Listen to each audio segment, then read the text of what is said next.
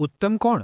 સગુણરૂપ પરમેશ્વરની ઉપાસના કરનાર કે જે અવિનાશી સચ્ચિદાનંદ ઘન નિરાકારની ઉપાસના કરે છે તે?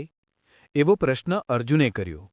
ત્યારે શ્રીકૃષ્ણ ભગવાને કહ્યું કે જે ભક્ત નિરંતર મારા ધ્યાનમાં મગ્ન રહે છે, મારા સગુણરૂપ પરમેશ્વરને ભજે છે, તેને હું ઉત્તમ યોગી માનું છું. મારામાં ચિત્તને લગાડનાર પ્રેમી ભક્તોનો હું તરત જ મૃત્યુરૂપ સંસાર સમુદ્રમાંથી ઉદ્ધાર કરું છું. માટે હે અર્જુન, તું મારામાં મનને લગાડ અને મારામાં બુદ્ધિને લગાડ, એટલે તું મને પામીશ. અને તું જો મનને મારામાં અચળ રીતે લગાડવાને સમર્થ નહીં હોય તો તું અભ્યાસરૂપ યોગ દ્વારા મને પ્રાપ્ત કરવાની ઈચ્છા કર. અભ્યાસમાં પણ તું જો અસમર્થ હોય તો મારા માટે કર્મ કરવા તત્પર થા. તો પણ તું સિદ્ધિ પામીશ.